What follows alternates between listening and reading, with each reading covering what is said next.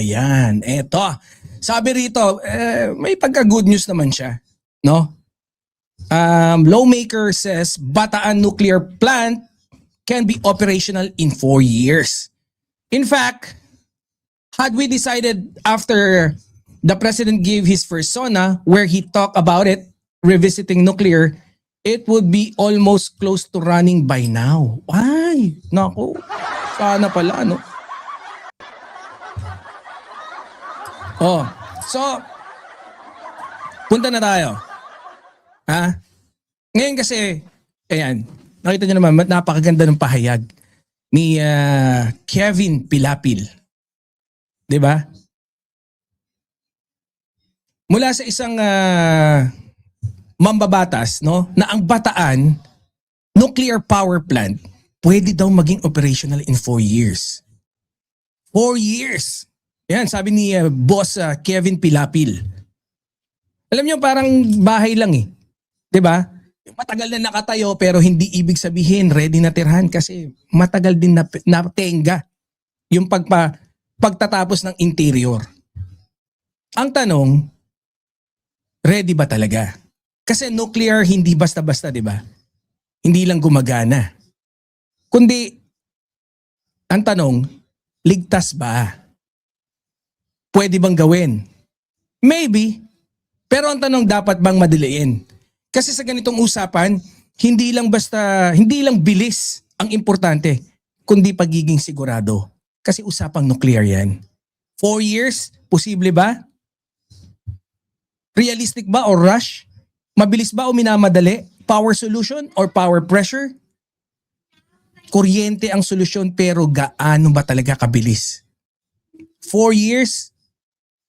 Most probably. Kasi expert to eh.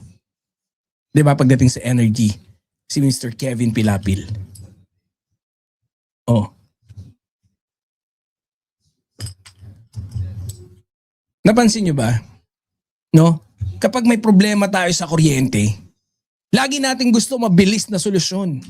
Pero minsan yung bilis, yun din yung pinakadelikadong parte. Ngayon, since meron na nagsabi, yung Bataan nuclear power plant pwede daw maging operational in 4 years. In 4 years!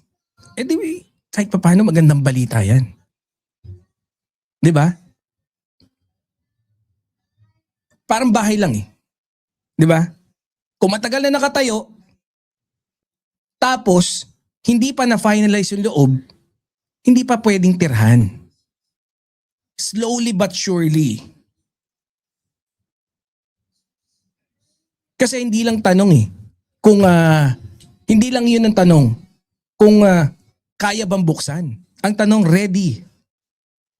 Ready or kaya ba maging operational talaga? Ma'am Irma Kapuyan. Eto. Walang duda. Kailangan natin ng energy solutions, di ba? Kailangan natin stable power. And yes, nuclear is one of the options. Pero nuclear, of course, we all know, hindi yan basta-basta. Parang sasakyan, no? Matagal na nakapark. Hindi mo pinapatakbo yung makina for like 2 years. Baka isipan mo pwede na kagad paandarin, baka hindi. 'Di ba? Hindi ka rin kagad or otherwise, hindi ka kagad pwede mag-long drive. Hindi ka kagad pwede mag-long drive. Kasi sa ganitong klaseng proyekto, hindi lang gumagana ang usapan na wait lang.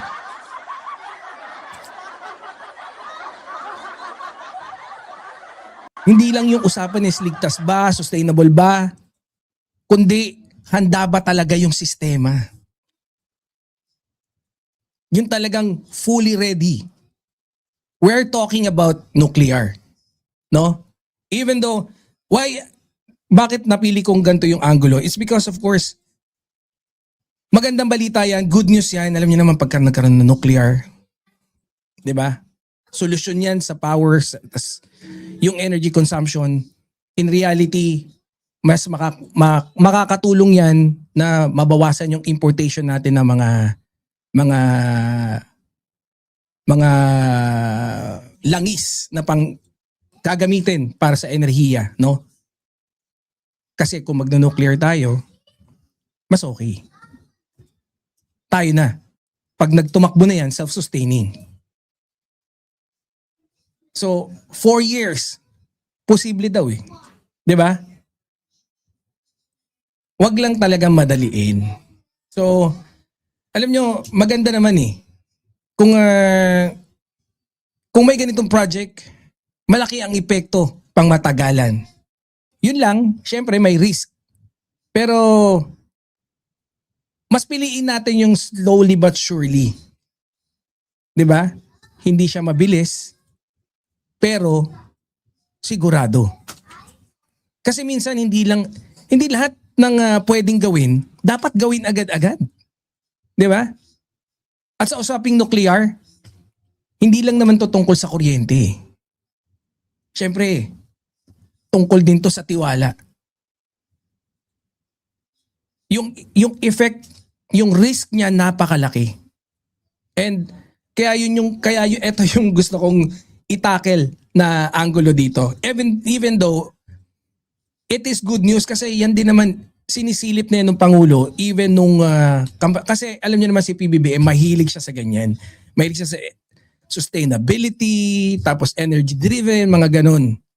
Kaya ewan ko kung siguro nasimulan di baka kagaya nga na sinabi ni Sir Kevin Pilapil, baka. So sa dulo simple lang naman eh. Kung handa yung sistema, hindi mo kailangang ipilit ang bilis. Kasi ang tunay na lakas nasa pagiging sigurado. Mas sure tayo kung sigurado tayo. So, di ba? So, anyways, pwede nating i-conclude na good news yan. Wala tayong issues, no, pagdating dyan. Sana, no, mapag-aralan na maigi, ma-implement na maigi, tas masimulan na. Sa lalong madaling panahon. So, kung in 4 years yan, since 2026, 2.5 years pa, no? Almost, ganun, almost 2.5 years. So, mga 2030. Ganun. Di ba? So, guys, ako naniniwala naman ako na good news yan. So, palakpakan tayo dyan. Kudos, no? Sana, masimulan, no? Para at least makapag na tayo. Biruin yan, tagal na yan, no? Nung umalis pa yan si Apo Lakay, no? Itinigil kasi nga, magiging yan eh. Di ba? Magiging simbolo na naman ni Apo Lakay, kaya yun, ganun yung ginawa. Ito kasing si Man Scarpio eh, no? Ang ano mo eh. Alam naman natin no, na pinipilit. It's I'm not sure if it's the right word to say, no, na kasi parang ganun talaga yung lumalabas. Pinipilit na pigilan itong impeachment or rather pigilan yung paglabas ng ebidensya. No, kaya kinakasan kasi bukas, I think it's bukas, no? So, eto. QC Court denies Man Scarpio's plea to block release of tax records to House Justice Panel. Yan yung wala. Hindi, dininay. No? Eto may mga bagay na hindi naman nawawala eh. Kahit pilitin mong i-ignore. Pagdating dyan sa yung trail ng datong, kahit pilitin mong ipagwalang bahala, bumabalik at bumabalik. Ngayon, ang usapan, no? Malalaking halaga ng pera na pumasok sa isang bank account. Hindi chismis Oo, lalong hindi haka-haka. Recorded. Parang ganito lang.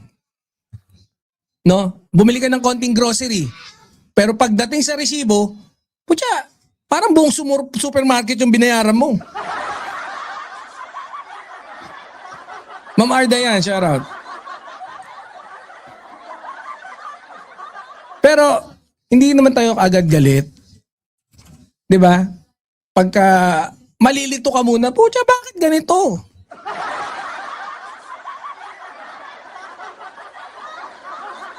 Kasi, hindi na yung tanong kung ano may pera ba? Ang tanong, saan nang galing at ba't ganito yung galaw? Ang laki ng galawan. Debit, credit, kupit mode kasi. Parang nag-load ka ng 50 pesos, no? Tapos po siya, naging 5,000 yung bill mo. Hindi mo kagad sasabihin kung ano yun Pero mapapaisip ka, paano nangyari yun? Hindi ito tungkol sa yung husga agad. Hindi ito tungkol sa akusasyon. Of course, we are discussing here for clarification. Parang may pera kang nakita sa bag mo. 'Di ba? Tapos hindi mo alam kung saan galing. Ba't may pera ako dito? Ganun ba yun? Pero, ang reaction mo, hindi ka mapapanatag hanggat di mo alam kung saan galing yun Kasi sa'yo, sarap ng gastusin nun. Puta, may pera ka bigla. 'Di ba? Dead money. Pero kung may konsensya ka, puta, hindi ka mapapanatag. Kayo mga mandirigma, kung ikaw may ganitong sitwasyon, malaking halaga, may pattern, may record, anong unang gusto mong marinig? Paliwanag o katahimikan muna? Ma'am Evangeline Garcia, shout out. Alam nyo kasi minsan, hindi naman komplikado yung tanong Ewan ko ba, bakit komplikado kayong sumagot? Tapos ang problema pa, habang walang malinaw na sagot, putya, hindi nawawala yung duda. Hindi dahil galit ang tao, kundi dahil kulang yung linaw. Sa dulo, simple lang Kung tugma yung kwento sa numero, hindi mo kailangan ipaglaban ng mahaba Right then and then. Kasi ang malinaw, kahit tahimik na iintindihan Kahit wala ka nagsabihin kung malinaw sana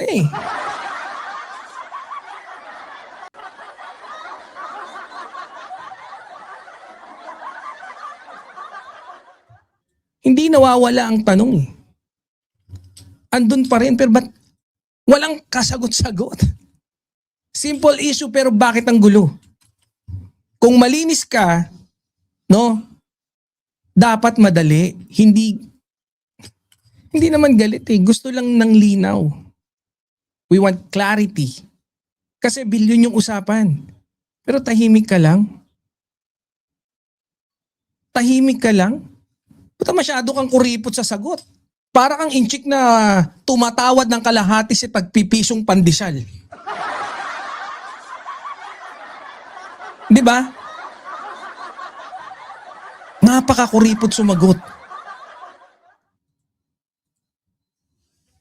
Hindi naman nawawala yung tanong. Kung hindi mo yung papansinin, andyan pa rin yung tanong. Bakit ayaw niyong sumagot? Ang linaw na gusto niyong deadmahin. Linaw pa sa ihi ng bagong panganak na pwede mo nang bayuhin. Stroman! Stroman! DDS! Utak lugar! DDS! Nagsalo-salo na.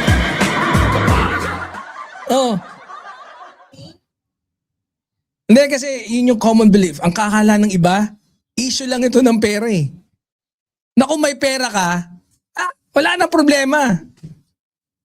Pero parang hindi Kasi hindi nawawala yung question.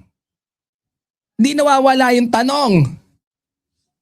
Parang peklat. Nadulot ng masakit na sugat. Hindi nawawala. Parang naaalala mo. Parang yung tigyawat days mo nung teenager ka. Tapos laging pinapaalala ng bukbuki mo ng muka. Ganon. Ganon yung comparison na. Walang ya. Walang ya.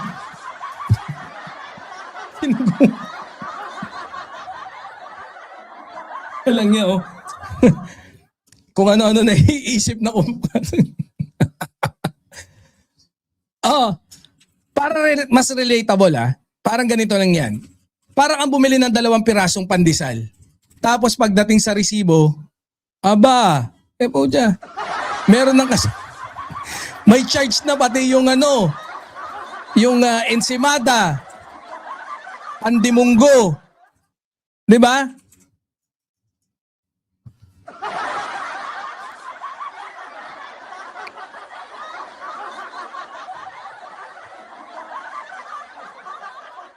Siyempre, 'di ba? Easy ka lang. Checkin mo muna. Magtatanong ka. Papaanong sasagot ang mga taong guilty katulad ni Sarah Mau, magnanakaw? Oh my. Hindi ko nga pinapangalanan eh. Hindi ka naman magagalit pag nakita mo po. Siyempre malilito ka muna. Pag nakita mo sa resibo, bakit merong, 2 pandesal lang yung hawak mo. May charges ng mga ensimada, ng oh. Ngayon, ilipat natin yung sa totoong usapan. Hindi pandesal. Hindi ito resibo. Ito'y tungkol sa pera. Malaki, paulit-ulit at documented. Hindi ito chismis 'di ba? May records eh. Hindi na tanong kung may pera ba. Kasi malinaw naman na meron. Ang tanong ngayon, saan nanggaling at bakit ganyan kalaki yung galawan?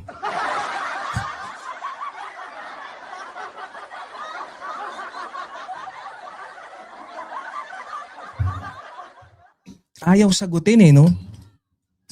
Oy, Tita Eva Punsalan. Oy, ano nga pala, no? Happy birthday kay Ma'am Annalyn Ando. Happy mo na. Birthday mo pa. DDS, utak luga. DDS, tanga-tanga. DDS, yun lang ang problema eh. Kailangan lang talaga ng clarity. Di ba? Kailangan ng linaw. Kailangan malinaw. Oh. Kung wala, kung ako yan, kahapon pa ako nagpaliwanag. Di ba? Kahapon pa, wala na, alam mo na agad yung paliwanag ko. Wala nang patumpik-tumpik-tumpik. Kasi dito lumalabas yung Hindi naman mahirap yung tanong eh, ang mahirap yung sagot. Di ba mga pretty page? No, hindi sana. Pero anyways, bukas na yan. Bukas ba yung impeachment? Kailan ba impeachment? I think it's 29th, no? Correct me if I'm wrong doon sa mga nakakaalam. So, bukas na yan magkakaalaman. Sabi nila, mas matindi raw yung pasabog sa 29 Grabe, patindi na pantindi, no? Happy birthday to you. Happy birthday to you. Happy birthday, happy birthday, happy birthday to you. Happy birthday to you. All right. Okay na yun Tita Eva pagka dyan si Mama Annalyn Ando, kantahan din natin. Happy birthday, Tita Eva. So, okay na tayo? Guys? Sa dulo, simple lang naman Alam na natin yan. Dapat malinaw. Kahit pagtahimik, naiintindihan, hindi mo kailangan magpaliwanag. Ang problema, bomalabs. Malabo. Kaya, okay? Ngayon. Punta tayo sa ating pangatlong topic. Ay, hindi ko napakita itong mga natin. Nag-save pa naman ako ng mga images. Ayan, Dininayo. Ayan, Sagot, hindi lusot. Kasi hindi ka makakahindot. Kailangan. Sorry, kailangan rhyming. Kailangan rhyming. Sorry. Kailangan nating itawid papunta dun no? Wala namang sagot, hindi lusot. Saan ko i-rhyming yan? Di ba? Kung ayaw nyo ng hindot. Ayan. Sorry. Kailangan talagang itawid, no? Kailangan itawid. Ayan, no? Tingin ko po hindi aabot ng korte yan. Tingin ko po, nag-react na si dun sa inaano natin. Hindi mababasura agad sa piskalya. Yan kasi wala po yang batayan. Palakpakan. Si Congressman Representative Terry Ridon. Alright. Ito kasi sabi rin ni Carpio, if you are just an ordinary person and suddenly your entire financial history since birth is exposed, wouldn't you object? I object, Your Honor, sabi niya. Yan yung sabi ng mga lawyers. No? Pagdating dun sa AMLAC. So, I think that's all for that topic. Ito, gusto nyo to. I'm sure. Ito kasi may nagpapanggap, pilit na nagpapanggap na pusi. Meron, anak ng teteng naman kasi. No? Bakit kasi, ano ba gusto mo? Gusto mo pusi ka? Yan ang pangit eh. Congressman ka, Brad. Then all of a sudden you want to become pussy? What happened? What happened to you? Biruin mo, walang kadala-dala. Ilang beses? No? Ilang beses na sinuspinde. Anak ng teteng, Congressman meow-meow naman eh. Kung biruin mo, gusto mong i-represent yung bayan mo bilang isang pusa. Okay na. Doon lang. Tapos na yung topic 3.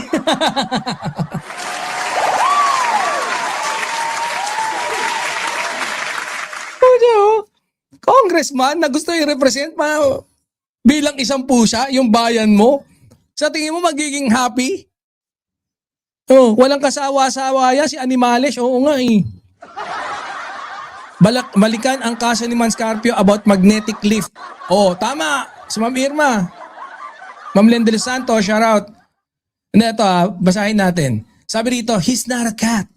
Naghain ng 2 ethics complaint si House Deputy Speaker Janet Garin laban kay 4th District Cavite Representative Kiko Barsaga dahil ito umano'y sa asal ng Cavite Congressman sa kabila ng 2 suspension na ipinataw laban sa kanya. Okay lang sana kung first offense, second offense, but it's repetitive. Parang his point is that his nature as a cat, but he's not a cat. DDS, utak luga. DDS, tanga-tanga. Hindi naman DDS, utak luga. kasi patuloy yung pag-ano niya eh. No? I think meron pang, may sagot ngayon to eh. May sagot to si Asan ba yung niya? Hindi yan. May sagot to. Wait nga, tingnan ko nga. May sinabi to eh.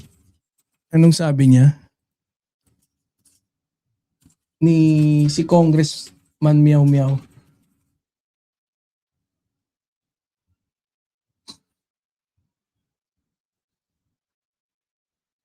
Hindi ko makita. Pero ang sinagot niya na natatandaan ko, ano sabi ni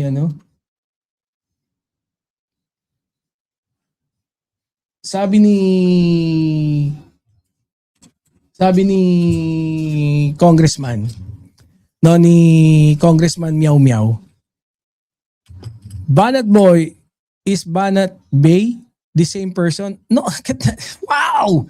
What a question! The powers of one. No. Can't you see? I'm better looking. Kita mo ba yung dimples ko? Sa puwet.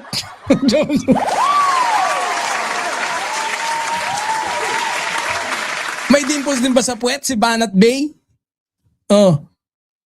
Shadow Boy, just in live at GMA, Martin Romualdez pinakita ang USB at iba pang may video siyang pinakita na si President Marcos ang nagko-cocaine.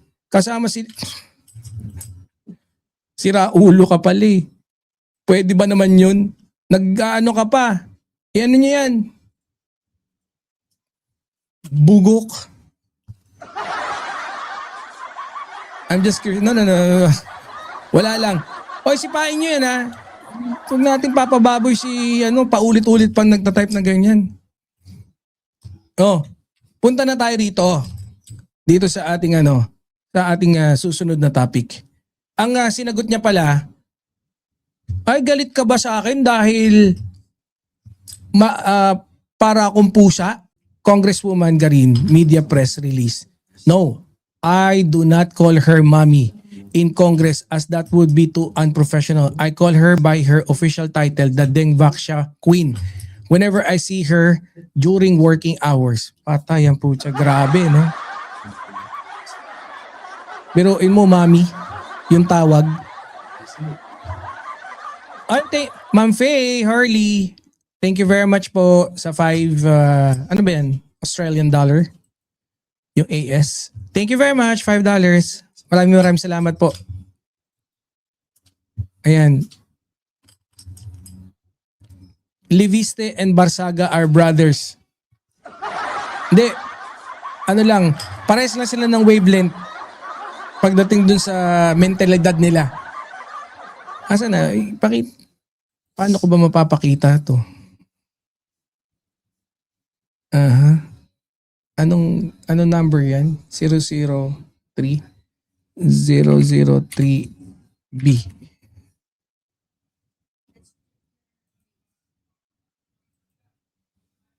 Wala, no?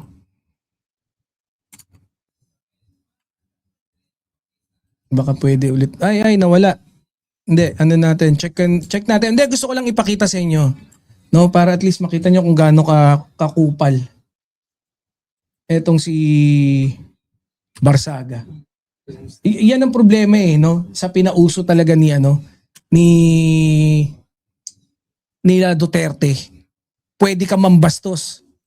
And itinuro nila sa iyo kung paano you can get away with it. Kung paano mo matatakasan yung ganong klase ng kabastusan. 'Di ba?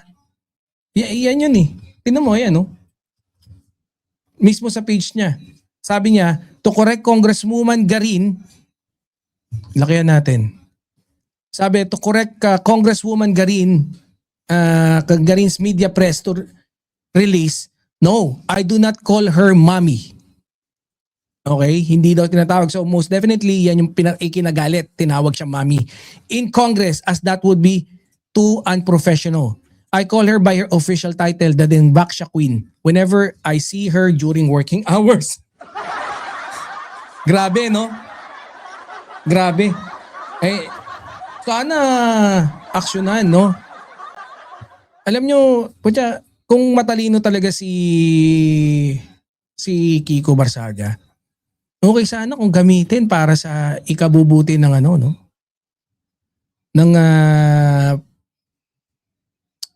ng pamahalaan ikabubuti ng bayan. Pero he choose to yun yung mas pinili niya na gawin.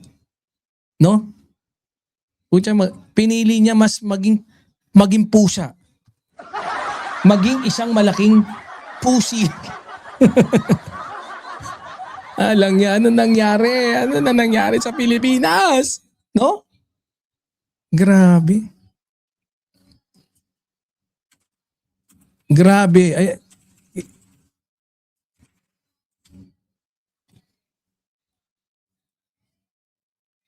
Pinili maging pusa ang pungan.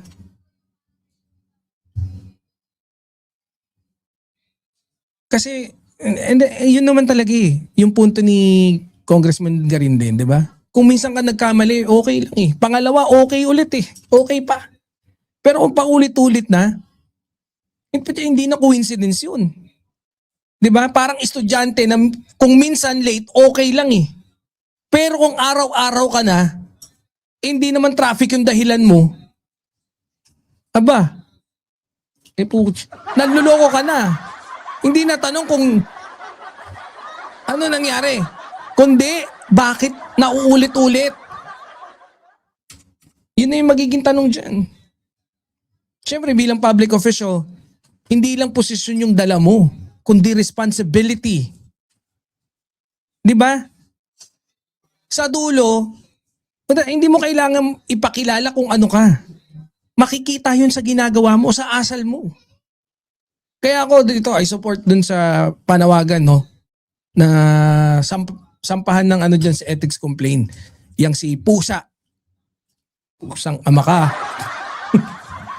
Pusang ama ka, ha? Makulit ka, ha? Oh, anyways. Wala tayong magagawa, no? Meron tayong ganyan mga siraulong ano. May siraulo tayong mga pusa-pusa.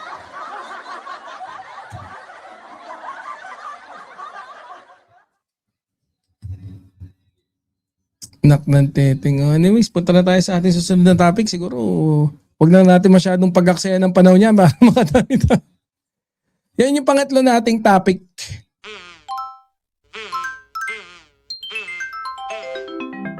Kakulango.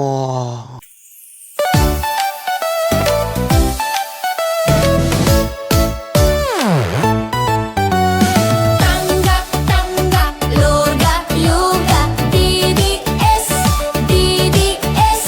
Dating nyo ay karton, dating nyo ay karton. Duterte, Duterte. Tanggap, tanggap, luga, luga, DDS, DDS. Dating nyo ay karton, dating nyo ay karton. Duterte, Duterte. Ayan na sila, ayan na sila. Mailita na peke, mailita na peke. Ayan na sila, ayan na sila. Mailita na peke, mailita na peke.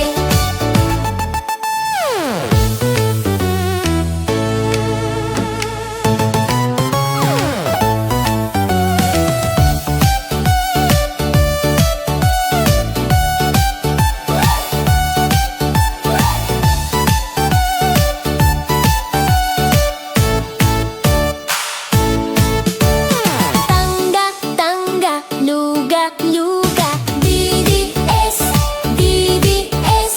Tatay niyo ay karton, tatay niyo ay karton. Duterte, Duterte. Tangga, tangga, luga, luga, DDS, DDS. Tatay niyo ay karton, tatay niyo ay karton. Duterte, Duterte. Ayan na sila, ayan na sila. Malita na peke, malita na peke. Ayan na sila, ayan na sila. Malita na peke, malita na peke.